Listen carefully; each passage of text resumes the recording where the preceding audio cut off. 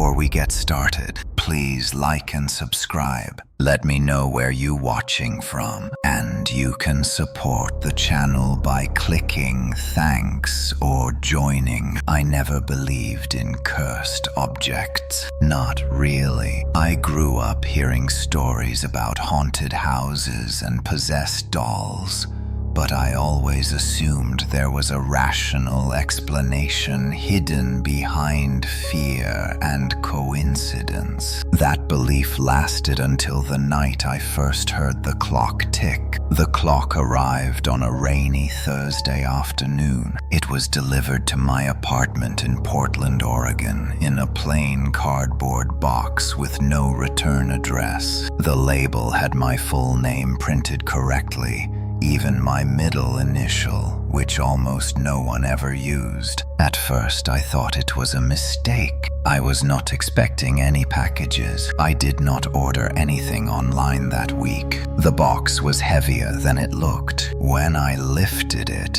my arms tensed, as if I were holding something far denser than wood or metal. Inside, wrapped in yellowed newspaper, was an antique wall clock. It was tall, narrow, and dark, with a glass face that reflected my apartment like a distorted mirror. Roman numerals circled the dial, and the hands were frozen at 12. What unsettled me most was the silence. Antique clocks usually tick. Even when they are broken, there is often some faint mechanical whisper. This one was completely still. No hum, no click, no movement. I hung it on the wall anyway, telling myself I would take it down later. That night I slept poorly. I kept waking up with the feeling that someone was standing in the corner of my bedroom, watching me breathe. Each time I sat up, the room was empty. The clock remained silent. The following morning, I noticed a folded piece of paper on my kitchen table. I knew it had not been there the night before. It was old and brittle, like it had been handled by many hands. On it were only 4 words written in faded ink. "You will hear it soon." I laughed nervously and threw the paper away. Someone was playing a prank. That was the simplest explanation. Maybe a friend, maybe a neighbor with a twisted sense of humor. I went to work and tried to forget about it. The first tick happened 3 days later. I was brushing my teeth when I heard it. A single sharp sound slicing through the quiet of my apartment. Tick!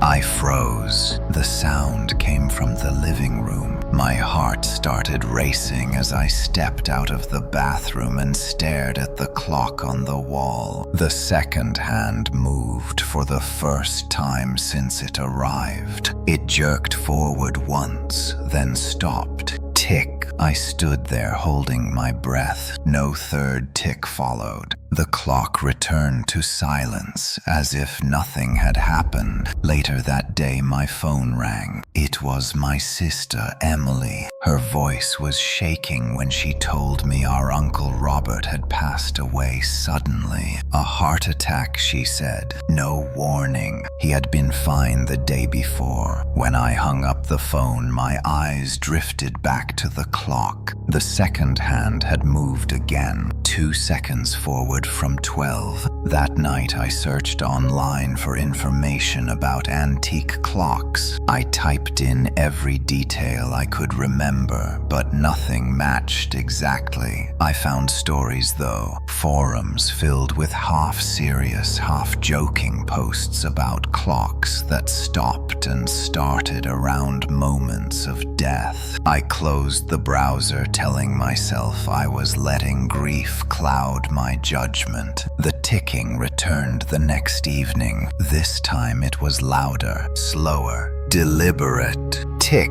tick, tick. Each sound landed like a blow to my chest. I counted 3 ticks before the clock fell silent again. The second hand advanced 3 seconds. My phone buzzed almost immediately. A news alert. A fatal car accident downtown. 3 victims dead at the scene. I did not sleep at all that night. Over the next week, the pattern became impossible to ignore. The clock only ticked when someone was about to die. Sometimes it ticked once, sometimes several times. Each tick matched a death reported hours or minutes later. The more it ticked, the closer the deaths were to me. I started keeping a notebook. Date, time, number of ticks, reported deaths. At first, the victims were strangers, then acquaintances, a coworker I barely spoke to, a neighbor whose name I never learned. The clock was counting something down. One evening, as I sat on the floor staring at it, the ticking began again. Tick, tick, tick, tick, tick. 5 ticks. My hands were shaking so badly I could barely hold my phone. I refreshed news sites, police scanners, social media. Nothing yet. Then my phone rang. It was Emily again. Her voice was quieter this time. Flat. She told me our mother had collapsed at home. Paramedics were trying to revive her. I dropped the phone. The clock stopped ticking. For the first time, I noticed something I had missed before. Etched faintly into the wooden frame were words so worn they blended into the grain. I leaned closer and traced them with my fingers. When it ticks, do not listen. When it stops, it is too late. I realized then that the clock was not warning me. It was waiting, and somehow it knew that eventually I would be the one standing closest when it started ticking again. After the night my mother collapsed, I stopped pretending the clock was just an object. It was no longer something I could ignore or explain away with coincidence. It had a pattern, a purpose, and somehow it had chosen my apartment as the place to wait. My mother survived the initial collapse. Doctors said she was lucky, a blockage they caught in time. When I visited her in the hospital, she smiled weakly and squeezed my hand. She asked why I looked so tired. I did not tell her about the clock. I did not tell anyone. When I returned home, the apartment felt different. The air was heavier, as if every room was holding its breath. The clock hung on the wall exactly where I had left it, silent, watching. I tried to remove it. That was my first real mistake. I wrapped my hands around the wooden frame and lifted. It did not move. I pulled harder until my arms shook and the nails in the wall bent slightly. The clock stayed in place as if it had grown roots deep into the concrete. Then I heard a sound inside the wall, a faint ticking not from the clock itself, but from somewhere behind it, as if something on the other side was answering. I stepped back. That night the ticking returned. Tick, tick, tick. 3 slow, deliberate ticks. I did not wait for the phone call or the news alert this time. I knew what it meant. Someone was about to die and the clock wanted me to know. I opened my notebook and wrote the time. 2:17 in the morning. 3 ticks. I sat on the floor, staring at the second hand as it advanced. 3 seconds, 3 lives. The deaths came before sunrise. A fire in an apartment complex across town. 3 residents trapped on the top floor. I watched the footage on the news, feeling numb. The flames reflected in the glass face of the clock like it was replaying the moment for me alone. I realized then that distance did not matter. The clock was not tied to people I knew or places I visited. It It was tied to something else, something that was getting closer. Over the following days, the ticking grew more frequent, sometimes once a day, sometimes twice. Each time my anxiety spiked higher. I stopped sleeping. I stopped going to work. My world narrowed to the space between the clock and my couch. I tried covering it with a blanket. The ticking came through the fabric, louder. I tried smashing the glass with a hammer. The hammer cracked instead. When I pressed my ear against the clock, I could hear more than ticking. There was a rhythm beneath it, a breath, slow, patient. I started having dreams. In them, I stood in a long, dark hallway lined with doors. Behind each door was the sound of ticking. Faster, faster. At the end of the hall was the clock, but it was taller than before, stretching up into darkness. Its face was blank. No numbers, no hands, just a mouth opening and closing with each tick. I woke up screaming. The next tick happened while I was awake. Tick, just one. I checked the time. Noon. An hour later, my phone rang. Emily again. She told me our neighbor, Mrs. Collins, had been found dead in her apartment. Peacefully, she said, in her sleep. Mrs. Collins lived across the hall. That was the moment the clock crossed a line. The deaths were no longer abstract. They were not names on a screen or voices on the phone. They were people within reach, people whose doors I walked past every day. That evening, someone knocked on my door. It was a man I had never seen before. He wore a dark coat and held a leather notebook similar to mine. He did not smile. "You hear it too," he said without introduction. My stomach dropped. He stepped inside without waiting for permission and looked straight at the clock. "It is early for you," he said. "Usually it waits longer." I demanded to know who he was, how he knew about the clock. He told me his name was Thomas. He said there were others like me, people who lived near the clocks. Listeners, he called us. "It starts with distance," he said. "Then proximity,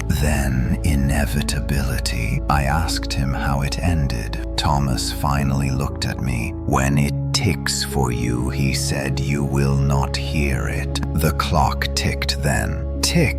Both of us turned toward it. Thomas backed away slowly. "It has moved again," he whispered. I realized with cold certainty that the clock was no longer counting strangers. It was counting steps, and whatever it was counting down to was already inside my building. After Thomas left my apartment, I sat alone in the dark for a long time. I did not turn on the light. I did not move. I listened to my own breathing and waited for the clock to tick again. It did not. That silence was worse than the sound. Thomas had not explained how he knew about the clocks or why they appeared. He only confirmed what I already feared. This thing was not random. It followed rules, and those rules always ended the same way. I replayed his words over and over. "When it ticks for you, you will not hear it." The idea lodged in my mind like a splinter. If I would not hear my own ticking, then how would I know when my time was close? How many seconds were left before the clock decided I was the next number? I spent the night researching, not casual browsing, but frantic digging. I searched through obscure forums, archived message boards, and half half-forgotten blogs. Stories surfaced slowly. Different cities, different decades, the same object described in slightly different forms. A wall clock, a grandfather clock, a pocket watch, always silent until it was not, always nearby when death arrived. One post stopped me cold. It was written by someone who called himself a listener like Thomas had. He claimed the clocks did not predict death. They prepared for it. The ticking was not a warning. It was synchronization. According to him, death was not an event but a process. The clock aligned the moment. It made sure everything happened on time. I closed the laptop and stared at the wall. The clock stared back.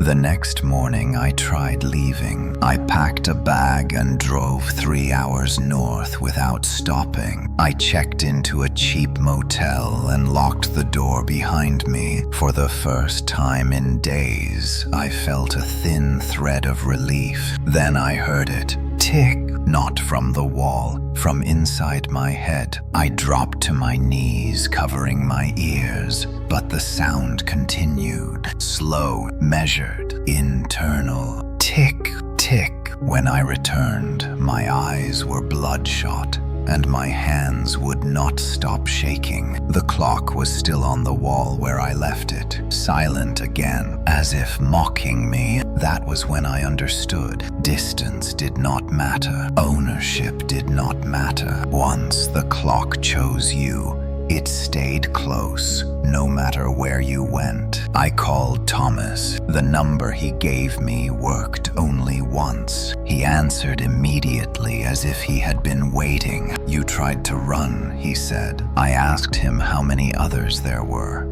How many listeners? Fewer every year, he replied. He came back that evening. Thomas explained that the clocks moved when a listener died. They never stayed in one place forever. When the countdown ended, the clock waited for the next proximity, the next witness. That was how it spread. I asked him why some people heard it and others did not. Because some people listen, he said. We argued about destroying it. He told me it was pointless. The clocks had existed longer than any of us. Breaking the shell did nothing to what lived inside. I asked him what lived inside. He hesitated. A schedule, he said finally. That night, the ticking returned stronger than before. Tick, tick, tick, tick. 4 ticks. I felt each one in my chest like pressure building under my ribs. Thomas went pale. It is accelerating, he said.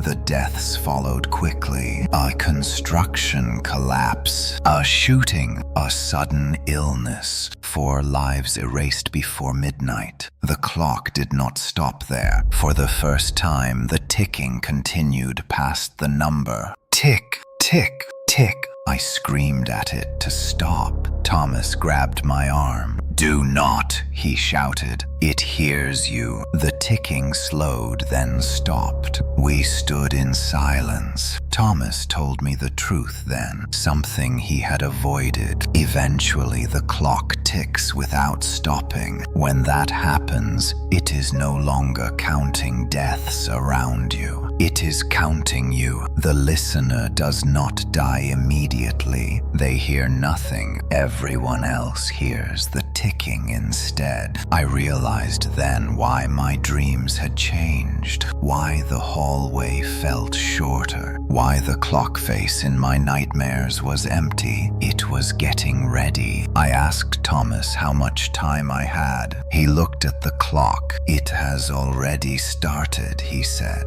And you will never hear the last tick. I stopped leaving the apartment after Thomas told me the truth. If the clock was already counting me, Then every step outside felt like I was walking closer to the edge of something I could not see. The walls became my shelter and my prison at the same time. Thomas stayed for 3 days. During that time, we barely slept. We took turns watching the clock like guards standing over a sleeping weapon. It did not tick once while we watched it. The silence felt deliberate, as if it were conserving something. On the 4th night, Thomas finally broke. He told me about the first listener he had ever met, a woman named Margaret. She lived alone in a farmhouse far from the city. Her clock was a tall grandfather clock that stood in her hallway like a sentry. It ticked for years, Thomas said, slowly, patiently, until one day it did not stop. When Margaret reached 0, the clock did not fall silent. It began ticking faster than anyone had ever heard. Neighbors reported hearing it from outside the house, from the road, from inside their own homes. Margaret never heard a sound. They found her sitting calmly in a chair, staring at the clock. Dead. No sign of struggle. No cause they could explain. The clock was gone the next day. I asked Thomas where it went. Closer, he said. That night the dreams returned. The hallway was shorter now, the doors closer together, the ticking behind them louder. At the end stood the clock, but it no longer had a mouth. It had eyes. They opened when I stepped closer. I woke up choking. When I checked the time, it was 3:13 in the morning. The clock on the wall was still silent, but something had changed. The second hand was no longer frozen between ticks. It was trembling, barely moving, but alive. Thomas noticed it too. "It is waking up," he whispered. The first sound came just before dawn. Tick, not loud, not sharp, soft, intimate, like it was meant only for me. Thomas reacted instantly. He backed away, covering his ears. I could not hear anything. I watched his face twist in horror as he listened to something I could not. "It has started," he said. "For you." The ticking grew faster. Thomas staggered toward the door, gasping. Each tick hit him like a physical blow. I followed him into the hallway. Other doors were opening. Neighbors stepped out, confused, afraid hands over their ears. Some screamed, some fell to their knees. I heard nothing. At the end of the hall, the clock began to move. It slid across the wall without falling, without sound, pulling itself forward inch by inch. The building shook. People ran. Thomas collapsed near the stairwell, blood trickling from his nose. "Make it follow you," he shouted. "That is the only way." I did not ask what he meant. I ran down the stairs into the street, the ticking echoing behind me like thunder for everyone else. Cars crashed. Alarms screamed. Dogs howled. I stood in the middle of the road, feeling nothing. The clock emerged from the building, tearing itself free of brick and wire. It hung in the air behind me, suspended, watching. The ticking reached a crescendo. Then suddenly it stopped. Every sound in the street died with it. People froze mid-scream. Thomas was on the ground behind me, eyes wide, staring past me. I turned. The clock was inches from my face. For the first time, I heard something. Not a tick, a breath. The moment the clock breathed, everything changed. The air around me felt thicker, like I was standing underwater. I could still see the street frozen in chaos, but it no longer felt real. It felt staged, as if the world had been paused only for me. The clock hovered inches from my face. Its glass was clouded now, no longer reflecting the street behind me. Instead, it showed something else. A narrow hallway stretching far into darkness. Doors on both sides. No ticking, just waiting. I stumbled backward and the world snapped back into motion. Sound returned all at once. Screams, sirens, engines, shouting voices crashed into me in a violent wave. People fell to the ground, gasping as if they had been holding their breath for too long. The clock was gone. Thomas did not move. I ran to him and dropped to my knees. His eyes were open but unfocused. Blood stained his nose and ears. He was still alive, but barely. "You saw it," he whispered. I nodded. "It let you see the inside," he said.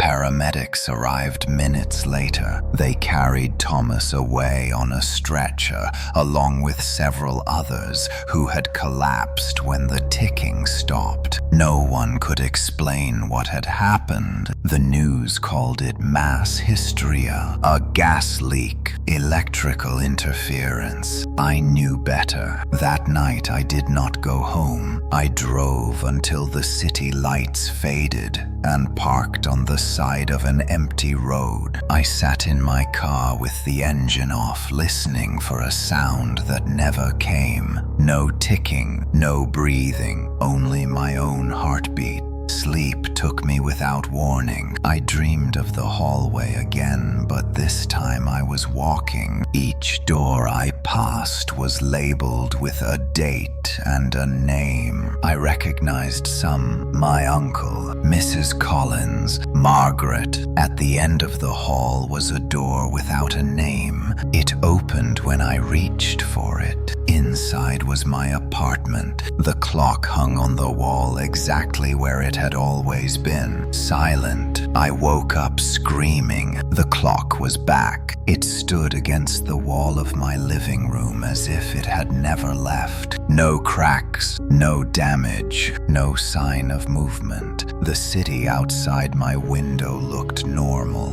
alive. Thomas was gone. The hospital told me he never arrived. I was alone again. Over the next days, the world felt wrong. Time skipped in small, uneven jumps. Minutes disappeared. Conversations repeated themselves. People forgot what they were saying mid-sentence. The clock did not tick. I began to understand that the silence was not mercy. It was preparation. One afternoon, I noticed something new. The Roman numerals on the clock face were fading. The numbers near the top disappeared first. 12, 11, 10, gone. In their place were thin, shallow marks, like scratches counting downward. I touched the glass. The clock ticked once. I did not hear it, but my reflection flinched. After the numbers began to fade, I stopped trusting time completely. Days no longer felt like days. Morning and night blended together until the light outside my window meant nothing. I slept when exhaustion forced me to, and woke without knowing how long I had been gone. The clock never ticked. Instead, it changed. Each morning, more Roman numerals vanished. In their place, the scratches grew deeper, carving lines into the glass itself. I counted them carefully. 1 scratch per disappearance. 1 mark per unit of something I could not measure. I tried marking the calendar. The dates rewrote themselves. Ink faded overnight. Digital screens glitched and reset. Time refused to stay recorded. The first person to notice something was wrong was my neighbor from downstairs. His name was Mark. He knocked on my door just after what I thought was noon. He asked me if I had heard the noise. What noise, I asked. The ticking, he said. It is everywhere now. I listened. Nothing. Mark looked pale. Dark veins stood out beneath his eyes, like he had not slept in days. He said the ticking followed him through his apartment, through the shower, into his dreams. I knew what that meant. The clock had moved again. That night, Mark died. They said he fell down the stairs. An accident. But I saw the scratches on his doorframe when the paramedics carried him out. Thin vertical lines etched deep into the wood. Counting. The next day, the clock face lost half its numbers. The hallway dream returned stronger than ever. The doors were closer now, nearly touching. The names blurred as I passed them, as if the clock no longer cared about precision, only sequence. At the end of the hallway, the final door was no longer blank. It had my name on it. I tried to scream myself awake, but my body would not respond. The door opened anyway. Inside was not my apartment. It was the city, frozen. People stood motionless in the streets, their mouths open mid-word. Cars hovered inches from collisions that never happened. Birds were locked in the air like broken statues. At the center of the intersection stood the clock.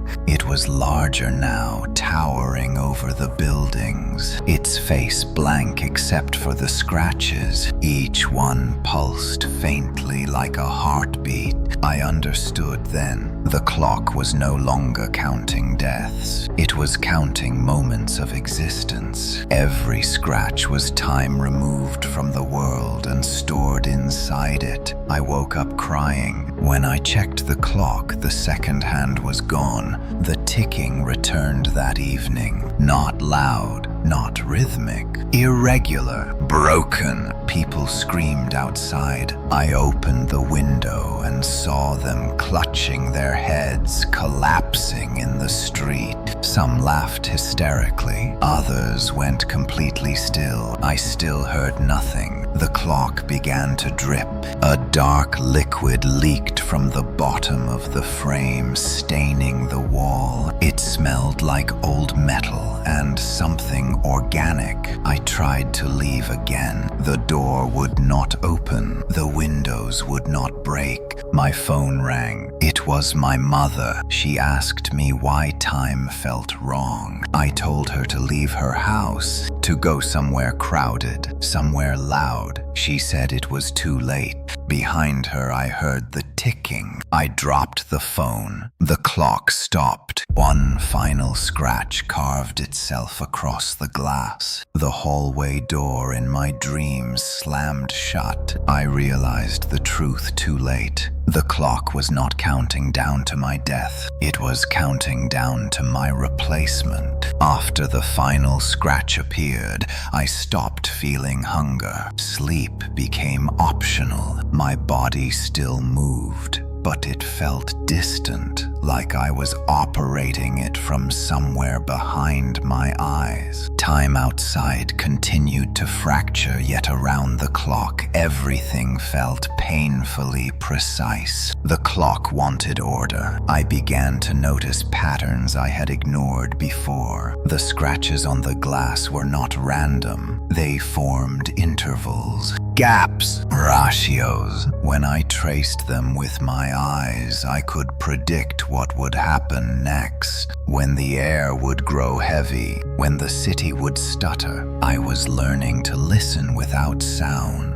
People avoided my apartment now. The building was half empty. Those who remained looked at me with fear, as if they sensed something clinging to my shadow. When I passed them in the hallway, they flinched. I understood why. The ticking had followed me. not audibly. Structurally, street lights flickered when I walked beneath them. Traffic lights froze on red. Conversations stalled mid-sentence around me, then restarted a second later with no one noticing. Except me. I kept my notebook again. Not dates or deaths. Patterns, sequences, breaks. I wrote until my hands cramped and the words blurred. The clock watched. One night it moved on its own. I woke to find it no longer hanging on the wall. It stood on the floor facing me like a figure waiting to be acknowledged. Its surface was warmer now, almost breathing. I did not panic. I felt recognition. I asked it a question. Who is next? The clock did not tick. Instead, the scratches rearranged themselves. I saw a face in them, distorted, familiar. Mine. The city outside screamed that night.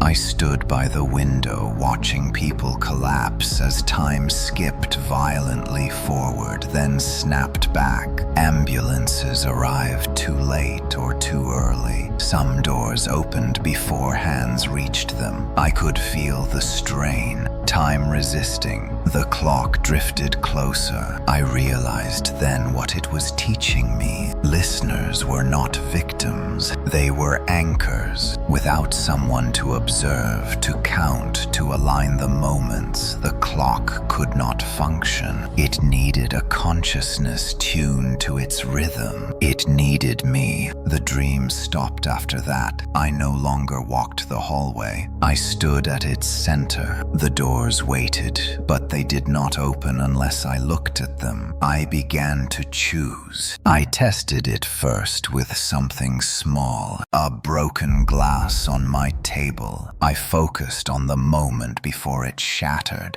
The glass lifted, then gently settled back into place, unbroken. My hands shook, not from fear, from power. The clock pulsed approvingly. That was when my mother came to the apartment. She should not have been able to find me. I had not told her where I lived anymore. But she stood in the doorway, smiling sadly. "You look tired," she said. Behind her, the hallway warped. She told me she had been hearing ticking for days, that it sounded like it was coming from me. I tried to tell her to leave. The clock intervened. It placed itself between us. My mother gasped. As the ticking finally reached me through her, I heard it for the first time. Tick. It was gentle, loving. I understood then the final truth. The clock was not evil. It was inevitable, and I had already begun to replace it. After I heard the first tick, I could no longer pretend I was human in the way I used to be. Something fundamental had shifted. The sound did not echo in my ears. It settled deeper than that. It aligned me. I began to perceive time as layers rather than a line, moments stacked on top of each other waiting to be selected. I could feel seconds stretching thin or compressing without effort. The clock was no longer an object beside me. It was a reference point inside me. My mother did not stay long. She could not. Being near me made her hands tremble and her eyes water as if she were standing too close to a loud machine she could not hear. Before she left, she touched my cheek and told me I felt cold. When the door closed, the hallway straightened itself. I understood then that proximity mattered. The closer someone came to my rhythm, the more the world resisted them. The building emptied completely within days. People left in the middle of the night, abandoning furniture, pets, memories. Those who passed my door walked faster, heads down. No one knocked anymore. I stopped going outside, not because I was afraid, but because outside felt unfinished. Streets flickered between states. Shadows arrived before their owners. Sirens wailed seconds after accidents that had not happened yet. Inside the apartment, everything was stable.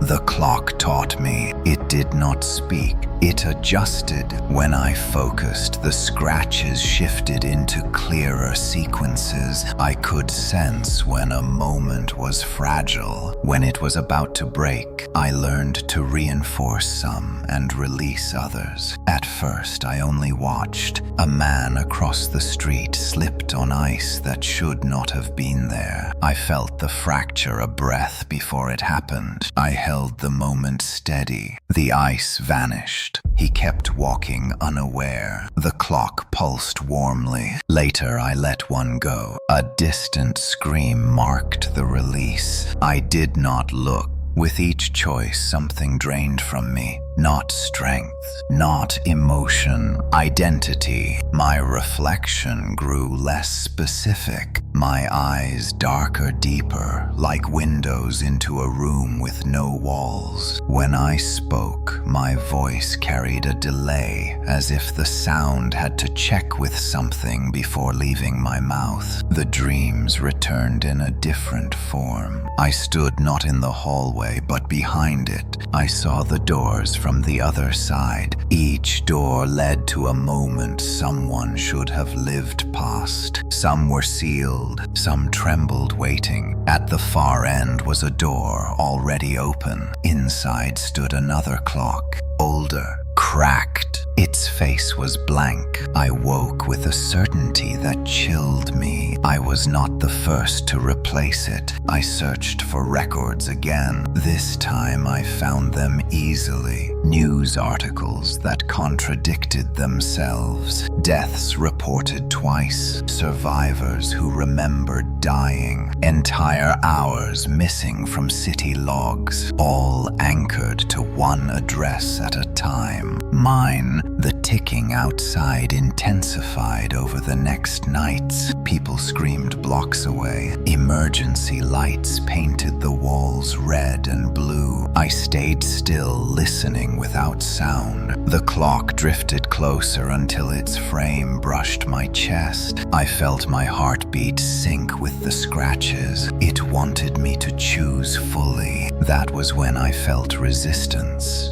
Something pushed back against the alignment. A drag, a hesitation in the layers of time. Someone else was listening. I followed the distortion to the edge of my perception. A young woman stood 2 streets away, staring at nothing. Tears streaming down her face, hands over her ears. She could hear it. For the first time since this began, I felt fear. The clock pulsed urgently. The cycle was starting again, and I was standing where it used to stand. The girl did not know my name, but I knew hers before she ever spoke. Time told me it carried her like a ripple moving toward the center of a still pond. Every step she took tightened the pattern around her. Her name was Lily. She stood on the sidewalk 2 streets away, frozen in place, hands pressed to her ears, tears cutting lines through the dirt on her face. Cars passed her without slowing, as if the world had decided she was already out of sync. I felt the clock tense. It wanted resolution. I did not go to her immediately. I watched. I needed to understand what kind of listener she was becoming. Not all of them survived long enough to matter. Lily stumbled forward when the ticking surged. She could hear it clearly now, not just the sound, but the weight behind it. She fell to her knees, gasping as if something had reached inside her chest and started turning. I remembered that feeling. I stepped outside for the first time in days. The air bent around me as I walked. Street lights dimmed in sequence. Traffic slowed, then resumed once I passed. Time made room. When Lily saw me, Her eyes widened with relief and terror at the same time. "You hear it too," she cried. I nodded. That was enough. The ticking softened around her immediately, not gone, but gentler. She could breathe again. I understood then that proximity to me changed how the clock treated her. I was already acting as a buffer, an intermediary. The clock did not like that. The scratches flared bright for the first time since they appeared. I felt pressure behind my eyes, as if something were pushing me to finish the process faster. I ignored it. I helped Lily to her feet and guided her into my building. Each step closer eased her shaking. By the time we reached my apartment, the ticking around her had dropped to a faint background sensation. She sat on my couch staring at the clock. "It is beautiful," she whispered. I felt a surge of anger. It was not. It was efficient. I asked her when she first heard it. 2 nights ago, she said, after my father died. The pattern fit. Loss opened the door. It always had. That night, Lily slept. I stayed awake. The clock watched us both. I sensed its calculation. 2 points in the pattern. 1 established anchor. 1 forming listener. The cycle demanded separation. Either Lily would replace me, or she would be consumed to reinforce my position. I considered both outcomes. I chose neither. At dawn, the city convulsed. Time spasmed violently. Entire blocks froze while others accelerated. Windows shattered.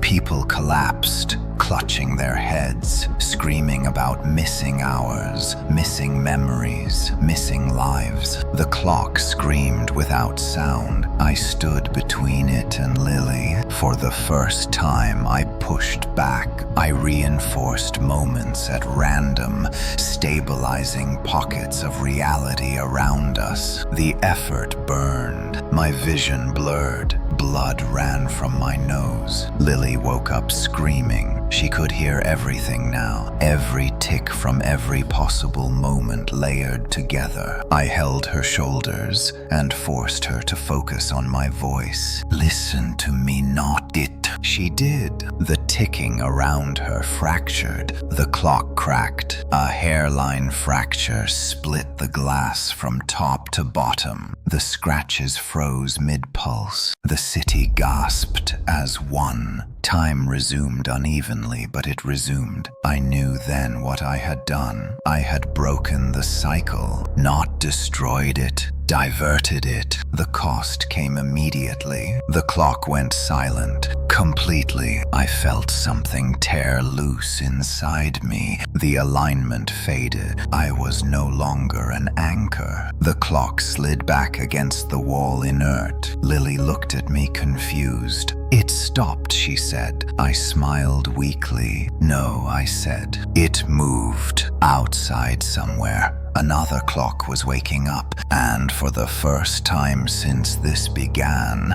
I did not know where it was. When the clock went silent, the world did not return to normal. It unraveled. Without an anchor, time lost its discipline. Hours bled into each other. Entire conversations vanished from memory moments after they happened. People arrived at destinations they did not remember traveling to. Accidents multiplied without clear cause. Death returned to being chaotic. I felt hollow. The alignment that once held me upright was gone. My body ached like I had survived a long illness. I could no longer sense the layers of time clearly. They slipped past me like fog. Lily stayed. She slept on my couch and woke often shaking from dreams she could not explain. She still heard echoes of ticking sometimes,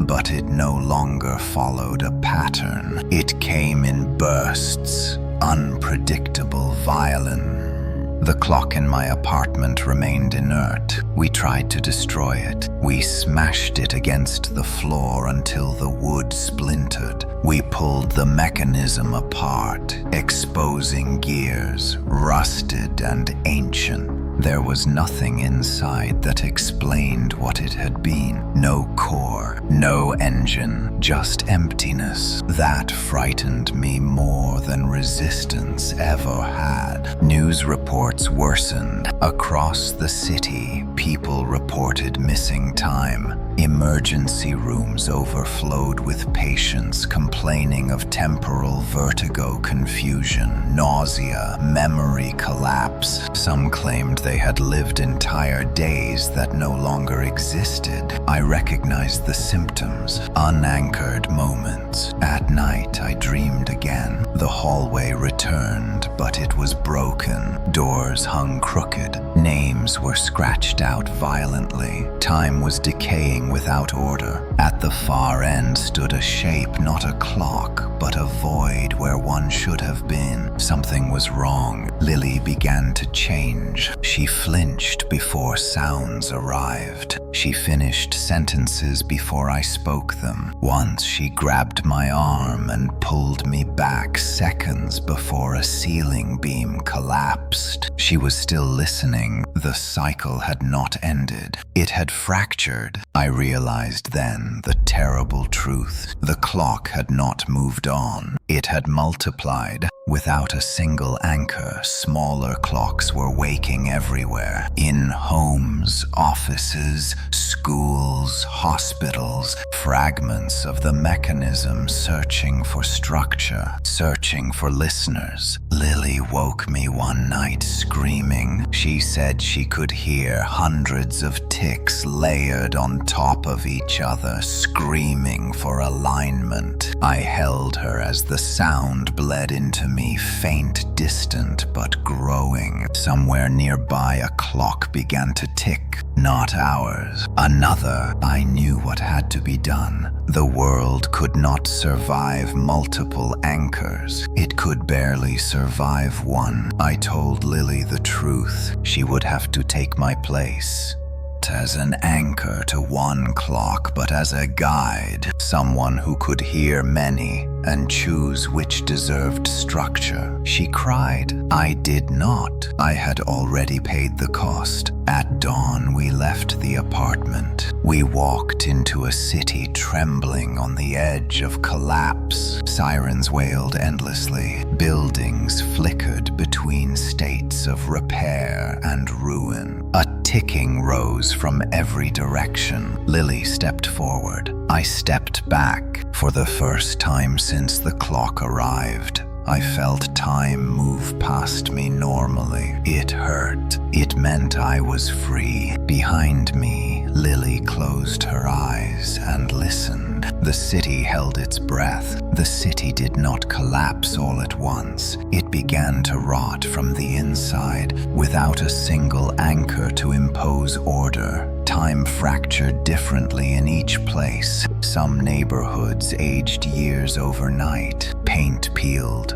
rust bloomed, and buildings sagged, as if decades had passed in hours. Other streets froze, locked in repeating moments like broken records. I watched it happen from a distance. For the first time since the clock arrived, I was no longer at the center of the pattern. That should have brought relief. Instead, it left me with a constant hollow ache, as if a limb I had relied on was suddenly gone. Lily became something else. She did not speak much after that morning. When she did, her words came slowly, chosen with care. She spent hours standing still, eyes unfocused, listening to layers of ticking no one else could hear. She explained it to me once in a way I could understand. It is not one sound, she said. It is a crowd. Each clock wanted attention. Each demanded structure. Some were small, weak, almost harmless. Others were loud, violent, tearing holes through moments and leaving chaos behind. She was trying to triage time, We moved constantly. Staying in one place for too long caused distortions to build. Lights burst.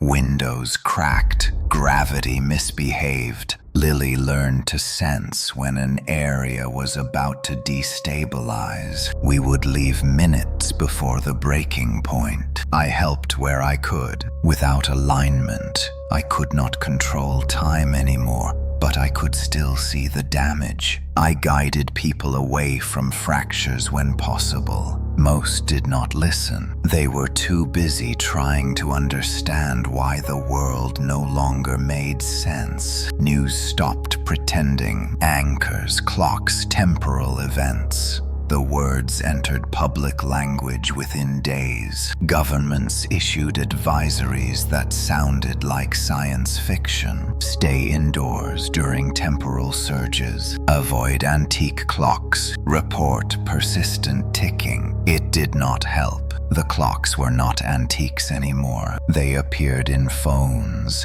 microwaves, dashboards, digital displays. Anything that measured time became a door. One night we took shelter in an abandoned school. The halls were long and familiar in a way that made my skin crawl. Rows of lockers rattled softly, not from vibration, but from anticipation. Lily froze. Too many, she whispered. The ticking rose around us, overlapping out-of-sync voices, arguing, screaming. Classroom clocks spun wildly. Projectors flickered, showing scenes from different years over each other. A bell rang again and again without rhythm. Children emerged from rooms that no longer existed. Some were crying, some were laughing. None of them were alive. I grabbed Lily and ran. Behind us, the building folded in on itself, corridors looping, collapsing into moments that never finished. Outside, the night sky rippled. Lily fell to her knees. I cannot hold them all, she said. That was when I realized the flaw in the new cycle. A guide could not replace an anchor forever. Something had to give. That night, Lily made a choice she did not tell me about. I woke to silence, true silence. No ticking anywhere. The city looked wrong. Calm, still, empty. People stood frozen in place. Eyes open, unblinking. Cars idled without drivers. Birds hung motionless in the air. At the center of the intersection, Lily stood alone. Around her, hundreds of clocks floated suspended, mid-tick, mid-spin, mid-scream. She had gathered them, all of them. She turned to me and smiled sadly. I understand it now, she said. What it wants. I asked her what the cost was. She did not answer. The clocks began to merge. Wood, metal, plastic, light, sound, collapsing into a single shape.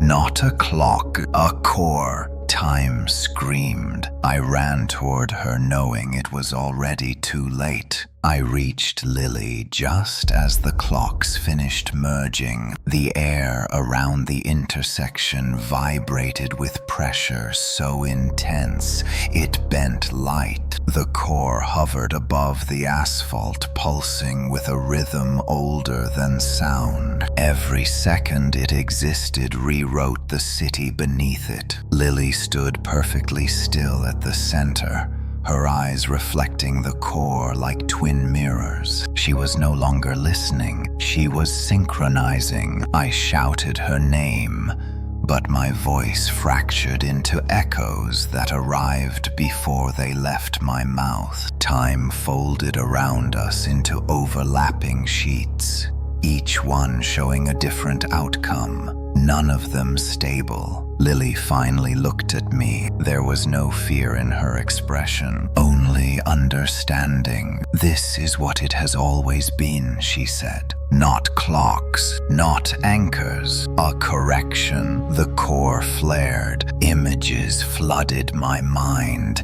not as visions, but as Memories I had never lived. Cities collapsing centuries ago when time ran unchecked. Civilizations freezing in loops until they starved. Whole eras erased because no one was there to count them properly. The clocks were tools. Human minds were interfaces. The core needed consciousness to give shape to duration. Without it, time devoured itself. I asked her what would happen if she let it finish. She said everything would stop, not die. Pause. Forever. No suffering, no loss, no ticking, just stillness. I felt the temptation of it wrap around my thoughts like a warm blanket. An end to chaos, an end to fear. I understood then why the clocks never resisted destruction. They did not need to. Eventually, someone would always choose silence. I begged Lily to stop.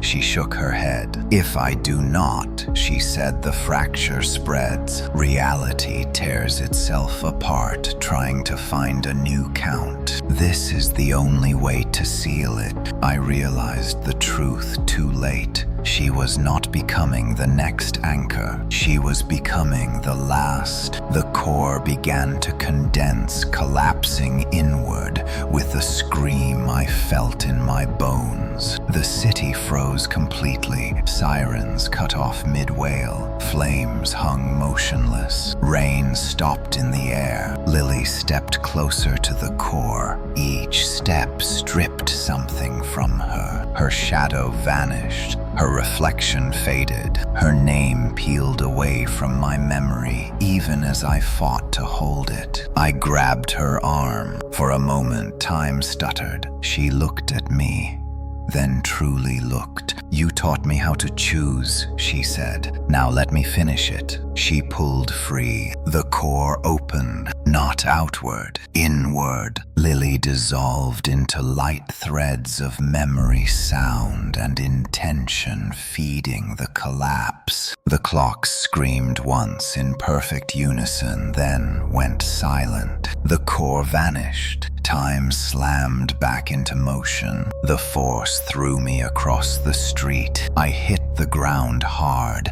gasping as noise, light, and pain returned all at once. People screamed. Cars crashed. Life resumed. But something was missing. Days passed. The city stabilized. No more ticking. No more fractures. Time moved cleanly, brutally forward. No one remembered Lily, not her face.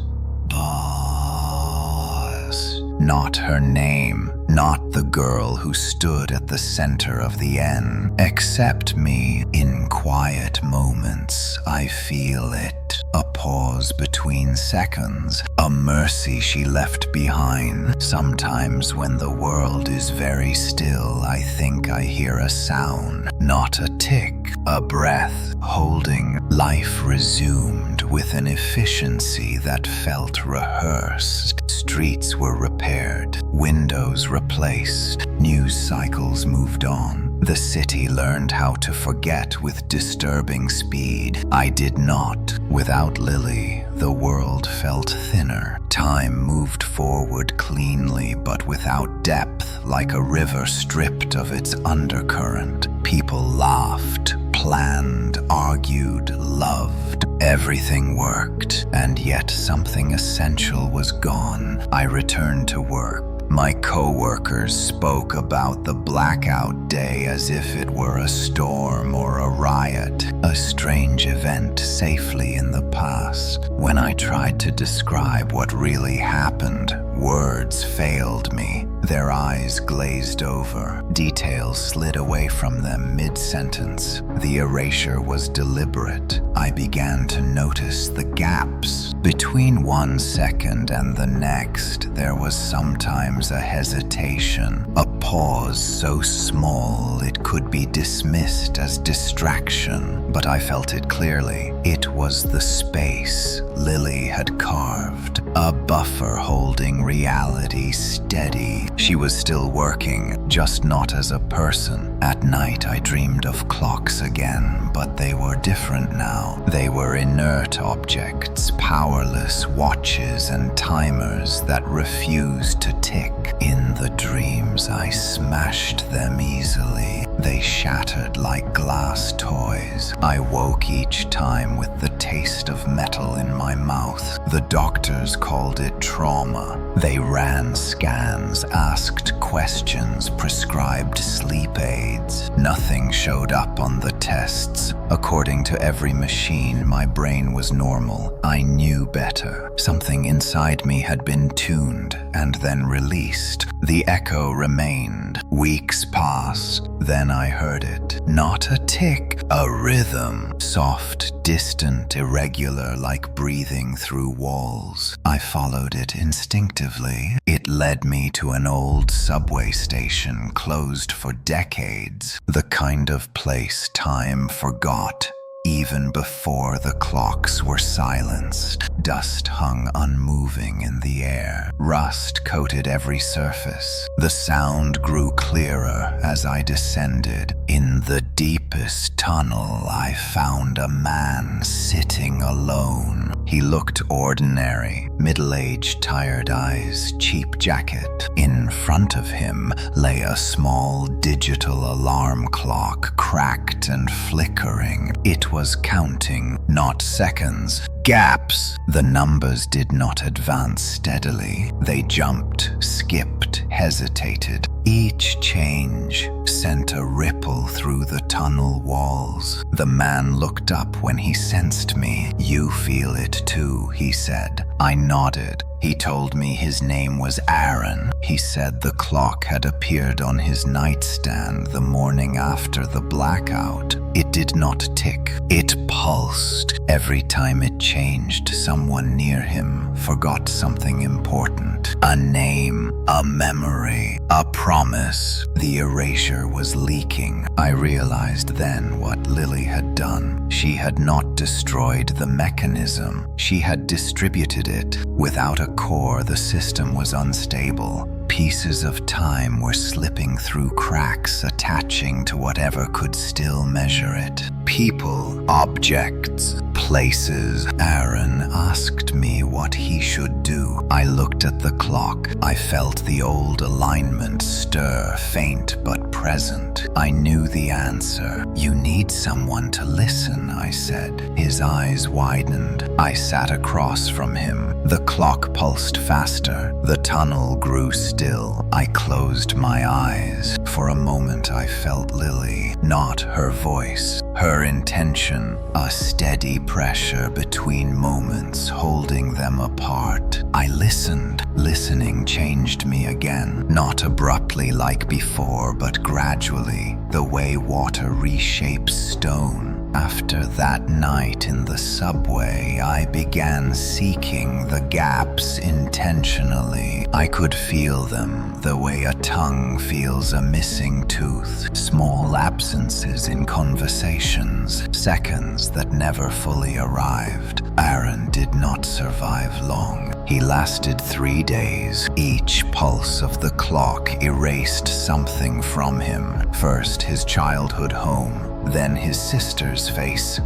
By the third night, he forgot his own name. When the clock finally went dark, he simply stopped breathing, as if his body no longer remembered the sequence required to stay alive. I buried him myself. The digital clock crumbled to dust the moment he died, leaving no evidence it had ever existed. But the gap it created lingered, a thin wound in the world that refused to close. Others followed. Different cities, different devices, a microwave timer in Ohio, a fitness watch in Nevada, a train departure board in Chicago, each one counting something wrong. I learned to recognize them. When I arrived early enough, I could slow the damage. watch, sit with the person, listen, absorb the irregular rhythm until it stabilized or burned out. When I arrived late, there was nothing to do but watch. The public called it the amnesia events. People forgot marriages, children, entire careers. Some woke up unable to recognize their own reflection. Suicide rates climbed quietly, then vanished from reports entirely. Time was cleaning its mistakes. I stopped trying to explain. I became careful. Every place I stayed began to fray. The gaps followed me, now drawn to the echo inside my mind. I slept in abandoned buildings, motels, rest stops. I kept moving. I stopped using clocks. I learned to wake without alarms, to eat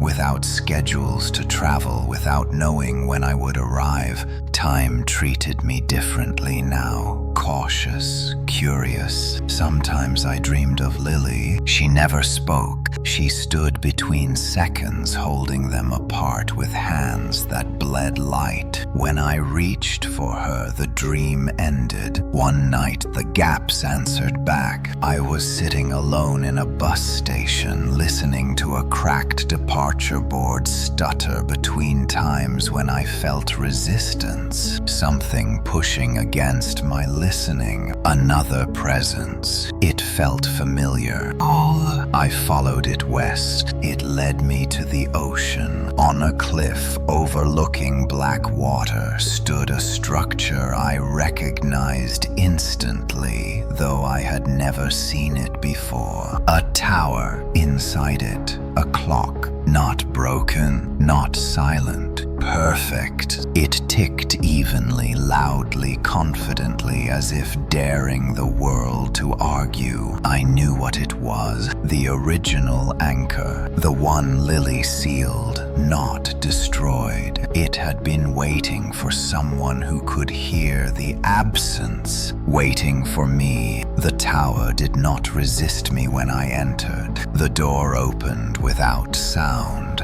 as if it had been expecting my weight against it for a very long time. Inside, the air was colder than the night outside, and perfectly still. No dust moved. No echo returned my footsteps. At the center of the chamber stood the clock. It was taller than any I had seen before, yet simpler in design. No scratches, no cracks, no warning words etched into its frame. Just a clean face, marked with precise lines, and a single second hand sweeping smoothly without hesitation. Tick! The sound filled the tower. This was not the desperate ticking I had grown used to. This was confident, authoritative. Each tick landed exactly where it was meant to. I understood why everything else had fractured. This clock had never stopped. While the world scrambled to adapt to broken cycles, this one had continued counting, uninterrupted, carving time forward with indifference. I stepped closer. With every tick, memories surfaced uninvited, not just my own, but echoes of countless others who had stood where I stood now. Anchors, listeners, guides, all drawn here eventually. The clock did not show me visions. It showed me choices. If I aligned with it, time would stabilize permanently. No gaps, no fractures, no erasures. The cost would be subtle and total. Humanity would lose unpredictability. Every life would follow a precise arc, free of chaos and free of freedom. No more Lily, no more sacrifice.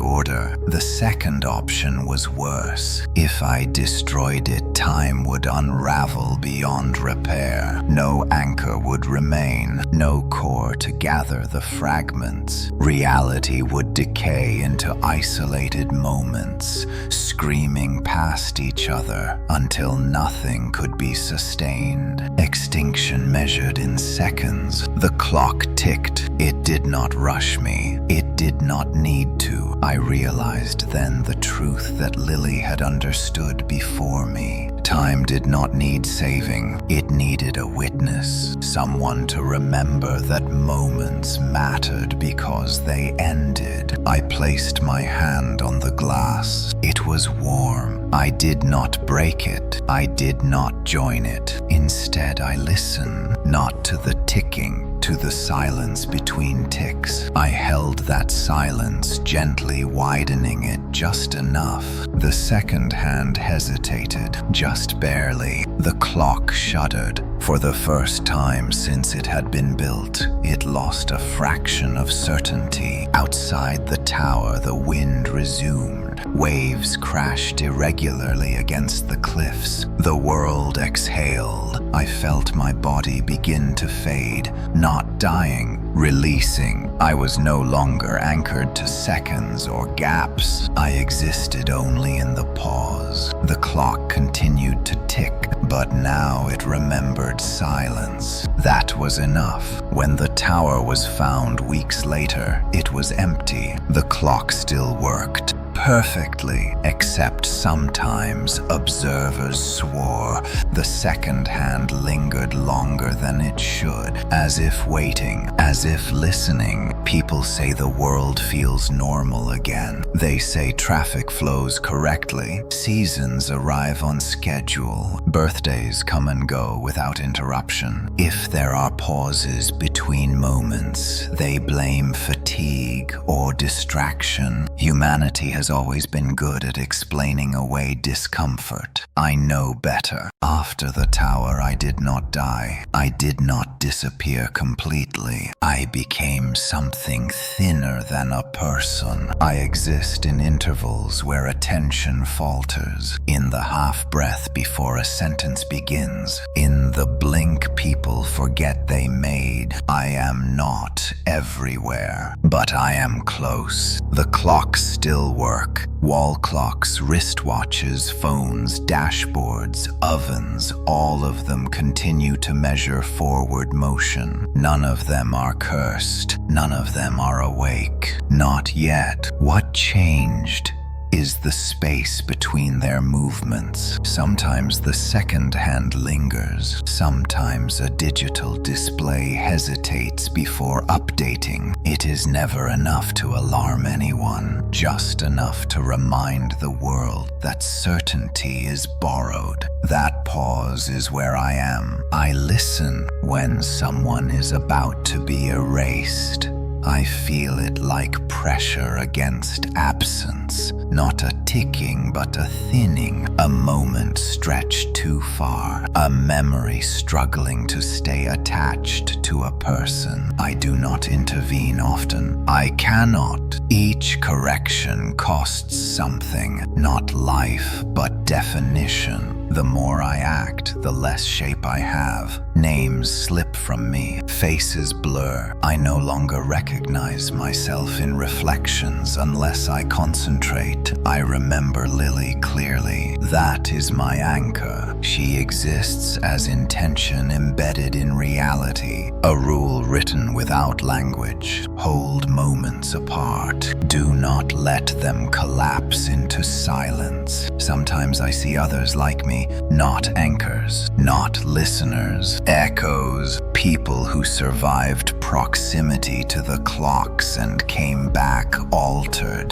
They sense the pauses. They avoid places that feel wrong. They leave rooms seconds before accidents happen. They never understand why. I watch over them when I can. Once in a hospital corridor, a nurse stopped walking because something told her to wait. A gurney passed where she would have been standing. She laughed nervously and kept going. I felt myself thin further. The world demands payment.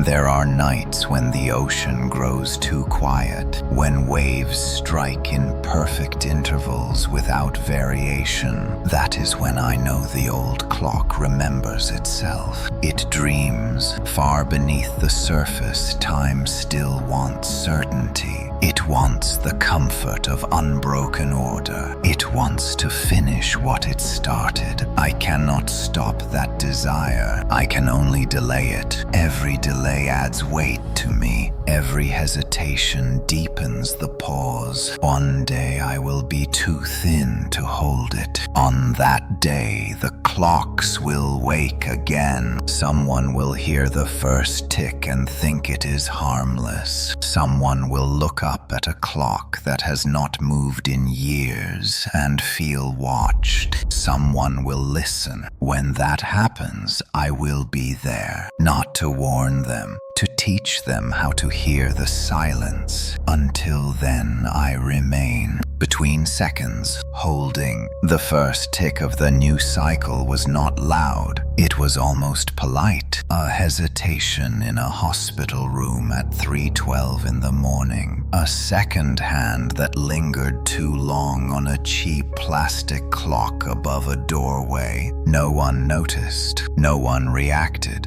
Except him. His name was Daniel Mercer, 34 years old, respiratory therapist, night shift, the kind of person who lived quietly and noticed details because silence was his closest companion. He felt the pause like a pressure change in the lungs. Daniel looked up at the clock just as the second hand moved again. The sound that followed was barely audible. Tick. It should not have mattered, but something inside him aligned. I felt it from miles away. A thinning, a question forming where certainty used to be. Daniel tried to shake it off. He finished his rounds, adjusted oxygen levels, charted vitals. The world behaved. Time moved, almost. On his break, he sat alone in the staff lounge staring at his phone. The digital clock on the microwave skipped from 3:21 to 3:23. No transition. Daniel frowned. Later that night, a patient coded without warning. No alarms sounded. No indicators changed. One moment the man was breathing, the next he was gone. Daniel felt the pause again, stronger. He started listening without realizing it. Over the next week, the ticks followed him. Not constant, not rhythmic, isolated. Each one attached to a moment that should have gone differently. A car that missed him by inches when the light changed too late. A glass vial that slipped from his hand and did not shatter. A child who stopped breathing for 4 seconds too long, then gasped back to life. Daniel did not know the pattern, but he sensed it. He began sleeping less, eating less, listening more. The clocks around him grew unreliable. His watch lagged behind his phone.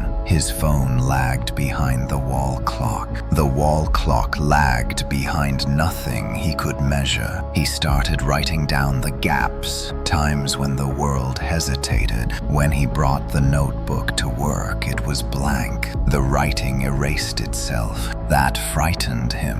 I stood nearby unseen, not watching, listening. Daniel was not like the others. He did not panic. He did not seek explanations. He accepted. One night he whispered to the clock in his kitchen, "I hear you." The tick answered. Clear, loud. I felt the weight settle on him. The cycle had chosen well. I could have intervened, pulled him back from the edge. But the pauses were growing heavier. I was growing thinner. Time was ready. Daniel began to dream of a hallway. Doors, scratches. He did not know their meaning yet. Soon he would. When he woke, the clock was still, waiting, and somewhere deep beneath the surface, the old anchor stirred.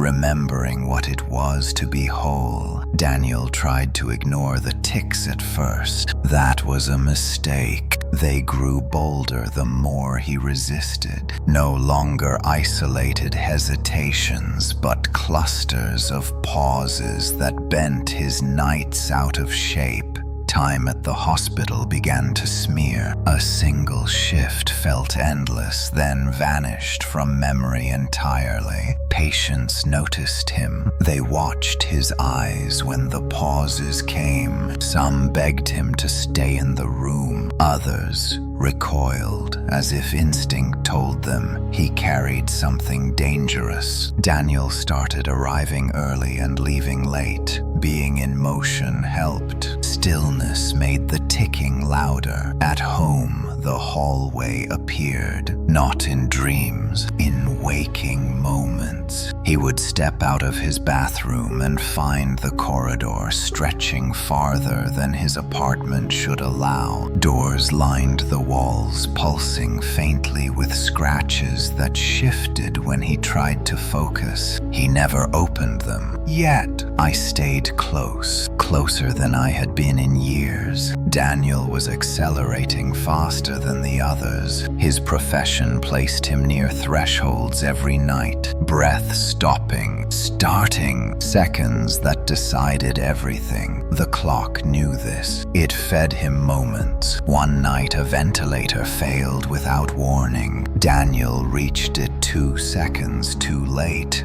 then felt the pause slam down hard enough to steal the sound from the room. Tick, the patient inhaled. Alive. Daniel staggered back, shaking. He had felt the correction, not chosen it, given to him. That was when fear arrived. He began searching. Forums, medical journals, obscure blogs about temporal anomalies. Nothing stayed online long. Pages erased themselves mid-scroll. Videos corrupted. Words rearranged. Time protected its secret. Daniel stopped sleeping. His reflection began lagging behind his movements. His voice echoed a fraction too late. He pressed his hands against walls to feel solid. The hallway grew closer. Doors began to open on their own. Inside were moments, frozen scenes of people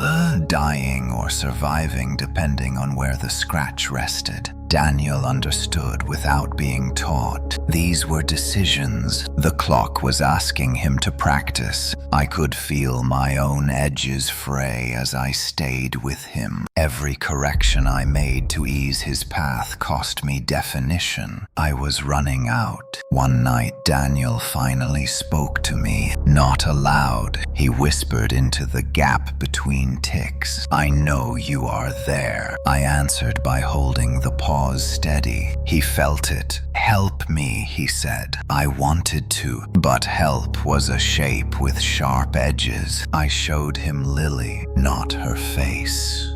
Ooh, her choice. I let him feel the weight of silence and the cost of holding it. Daniel wept. The next tick was loud, angry. The hallway doors flew open. Time surged. The hospital lights burst. Alarms screamed. Patients coded in waves. Daniel stood at the center, hands raised instinctively, listening deeper than before. He made his first choice. The ticking softened. Lives stabilized. I felt myself thin almost to nothing. Daniel collapsed. As he fell, he looked at the clock above the nurse's station. It was no longer plastic. It was watching. Daniel survived the collapse of that night, but something inside him did not. When he woke in a quiet hospital room hours later, the world felt thinner. Sounds arrived a fraction late. Light bent softly at the edges of objects. The clock on the wall was gone, replaced by a blank circle where it had been mounted. I was still with him, barely. Each time he made a choice, I lost shape. Words slipped from me, memories blurred. I could no longer remember my own name with certainty. Only Lily remained clear, and even she felt distant like a photograph left too long in the sun. Daniel understood faster than I expected. He did not ask why the clock had watched him. He did not ask what I was. He asked what it would cost. I told him the truth. Every correction took something from the listener. Sleep, memory, self. Eventually, time would demand a full exchange. Daniel laughed softly. Figures, he said. The hallway followed him into waking life completely now. Hospital corridors stretched impossibly long. Doors appeared where supply closets should have been. Scratches crawled across surfaces even when he looked directly at them. Inside the doors were futures, not metaphors. Actual outcomes. A patient dying on a table. Another living long enough to say goodbye. A nurse slipping on a spill. A child surviving a birth complication. The clock no longer asked politely. It demanded efficiency. Daniel began choosing constantly. Small choices at first. One scratch nudged left. One door closed. One moment reinforced. Lives stabilized. So did the damage. Daniel aged overnight. Wrinkles appeared beneath his eyes. His hands trembled. He forgot where he parked his car.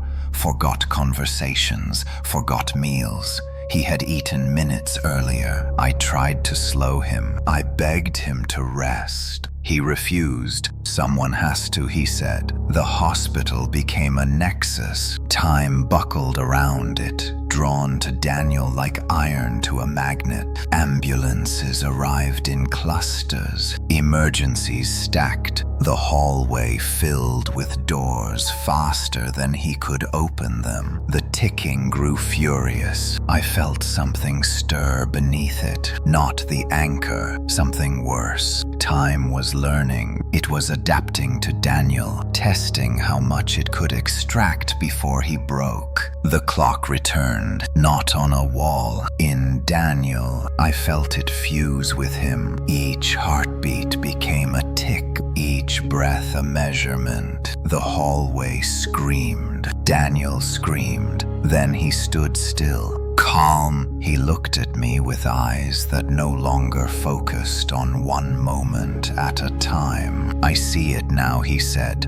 The pattern underneath everything. I knew what that meant. He had crossed the threshold. I told him what came next. If he continued, he would become fixed, an anchor without mercy. The cycle would lock around him. If he stopped, everything he had saved would unravel at once. Daniel closed his eyes. The hospital lights dimmed. The ticking slowed. For the first time since the tower fell, time waited for a human answer. Daniel stood at the center of the hospital as if the building had been constructed around him rather than the other way around. Time waited, not paused, waiting. The hallway no longer stretched or twisted. It resolved into a perfect circle of doors surrounding him, each one breathing softly with potential. The scratches on their surfaces aligned into a single pattern pulsing in time with his heart. Tick! I felt it through him, not sound. Decision. Daniel opened his eyes. I am not going to anchor it, he said. The hallway trembled. I am not going to stop it either. The doors rattled violently, reacting to a choice that did not fit their design. Daniel took a slow breath and did something no listener before him had dared. He stepped backward, away from the doors, away from the choices, away from the need had to decide. The ticking surged furious. Time tried to force his hand, flooding the hallway with collapsing futures, screaming to be selected. Daniel knelt. I felt the clock strain inside his chest. He pressed his palm against the floor and listened, not to the tick, to the gaps between his own heartbeats. He let the pauses widen, just a little. Enough. The doors flickered. Some vanished. Others froze. The hallway began to dissolve, not violently, but gently, like an image losing focus. Time faltered. For the first time, it was not being guided or resisted. It was being ignored. The hospital around us returned to itself. Walls straightened, lights stabilized. Patients slept. The ticking did not stop. It softened. It lost authority. Daniel collapsed forward, breathing hard. I was barely there, a whisper of intention holding shape by habit alone. Daniel looked at me. I understand now, he said. You were never meant to hold it forever. I felt gratitude then, a rare, clean emotion. The clock inside him loosened. It did not leave. It went quiet. Daniel would not become an anchor. He would not become a weapon. He would become something far more dangerous to time, unpredictable. Weeks passed. The world did not end. Clocks continued to function. Sometimes they hesitated. Sometimes they skipped. Sometimes they were wrong. Life adapted. People learned to trust memory less and presence more. Accidents still happen. So did miracles. The hallway never returned. The doors were gone. Daniel aged normally. He laughed again. I faded, not erased.